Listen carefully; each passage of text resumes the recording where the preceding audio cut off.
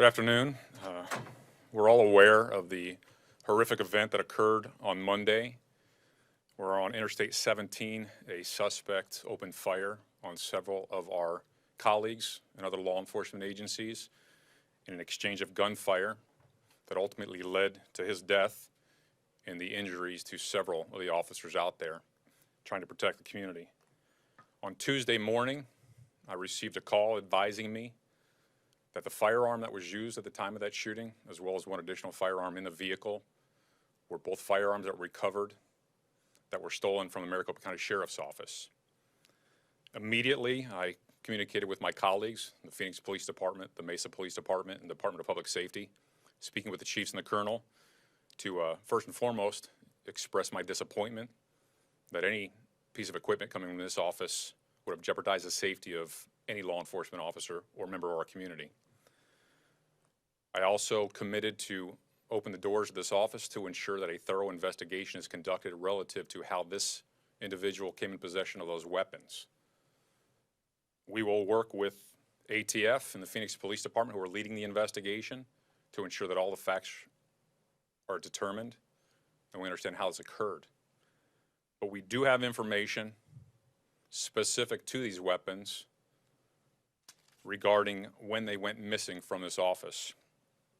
And I want to start by saying that it was due to the initiation of employees in the organization who were assigned to the firearms detail, who recognized that the practices within the organization of how we issued, tracked, and recovered weapons was unacceptable.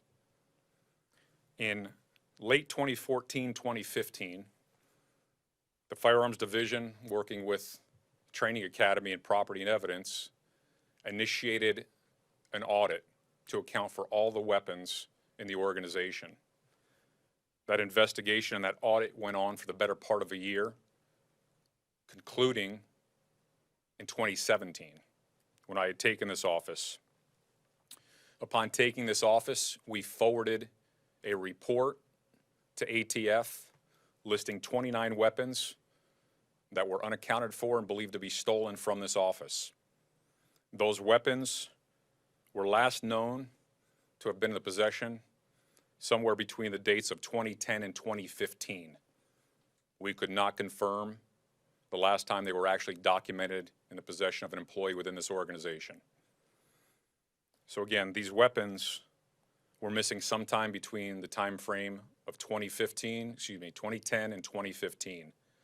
The audit took place in 2016, and a report was turned over to ATF to ensure that every weapon was logged into the system, into NCIC, so if they were recovered during the course of an investigation, that they would be tied back to this organization and we could determine how they came into possession of that person.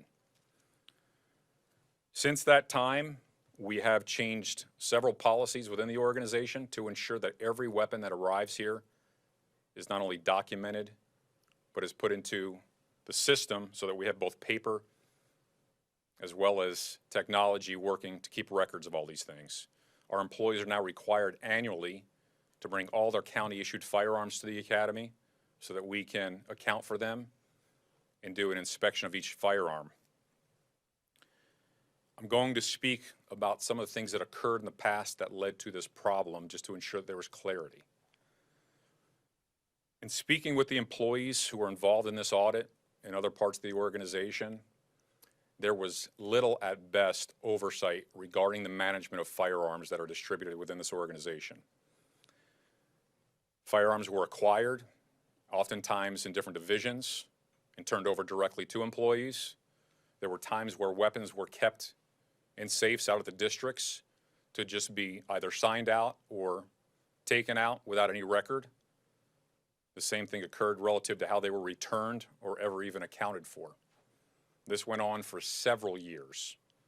So our ability to actually account for all the firearms, determine what employees were assigned those firearms or in possession of them, to ensure that we have records of where they are or were, was and continues to be somewhat difficult. Although now I would tell you, the men and women who headed up this audit and oversee those divisions have put together a very sophisticated system to ensure that we have accountability. Some of the policies that were changed Well, first and foremost, in the last budget cycle, I had put in a request to fund what is called the Quartermaster Program. It is a database to ensure that we can inventory every county item within this organization. That was approved by the Board of Supervisors. We've already initiated the training and the first stages in it, and we are in the process of acquisition. That occurred in the last budget cycle. All weapons upon receipt, after purchase, go to our property room now so that they can be inventoried. After they're inventoried and documented, they are assigned to individuals, not to areas. In the past, they were just assigned to areas with no individual accountability. As I said, the annual qualification, we confirm the possession of each one of those firearms that are county firearms tied to individuals within the organization.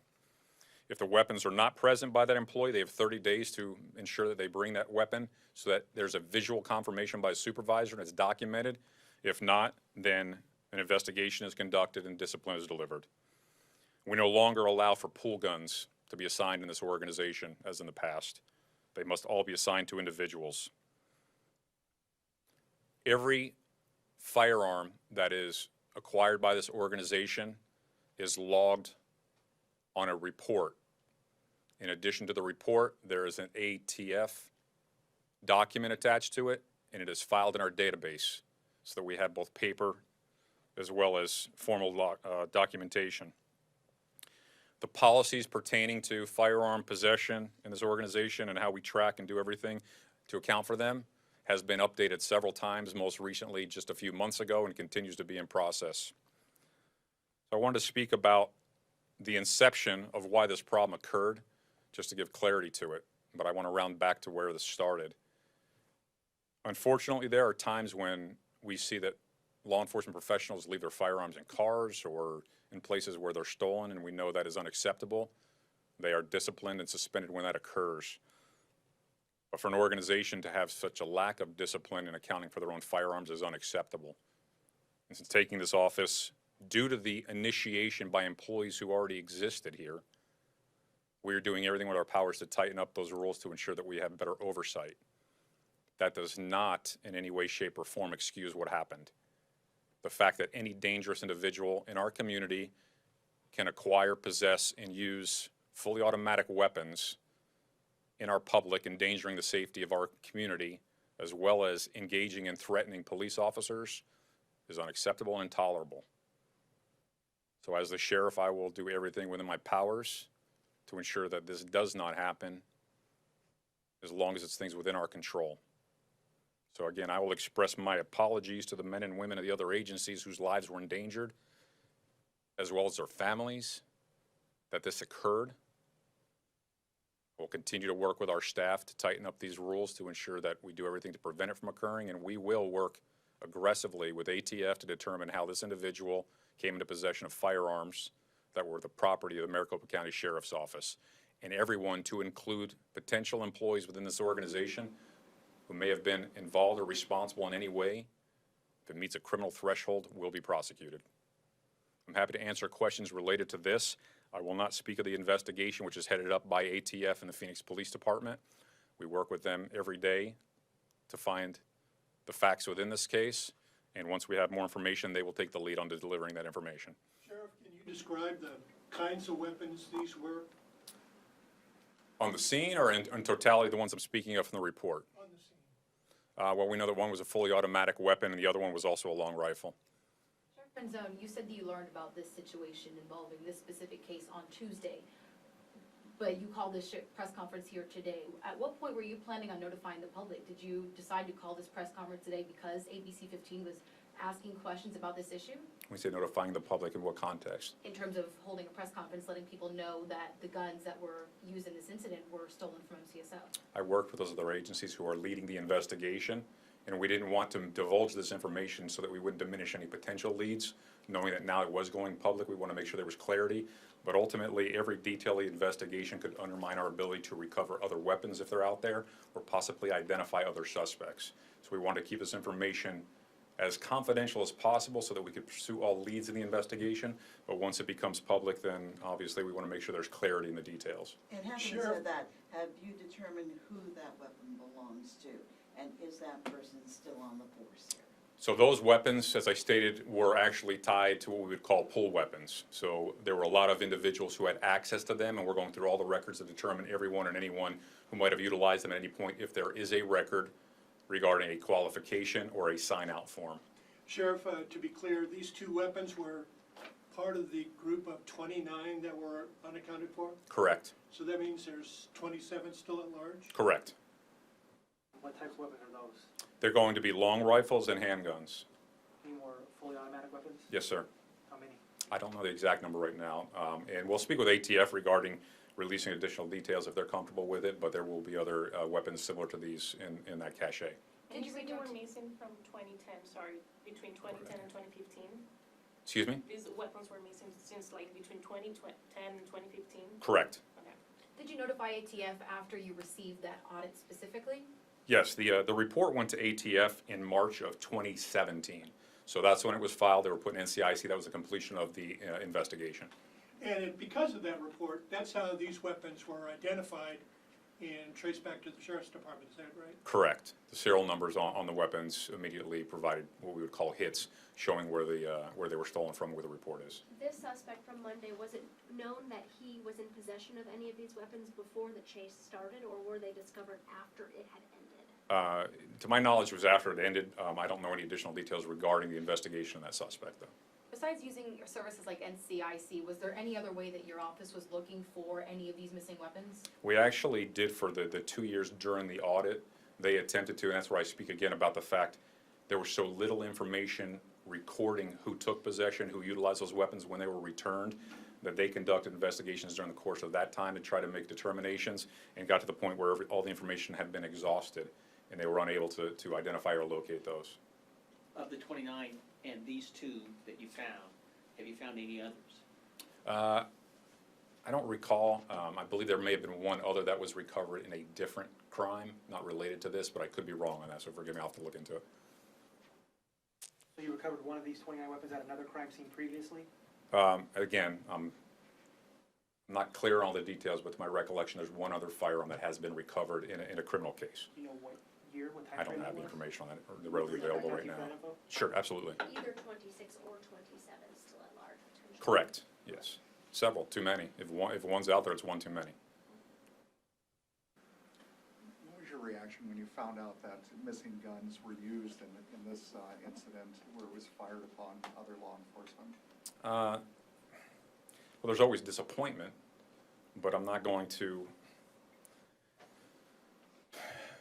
We're all responsible to ensure that we have great disciplines when you're the head of an organization. Do everything within your powers to ensure that every aspect of your responsibilities is done with public safety as the number one priority.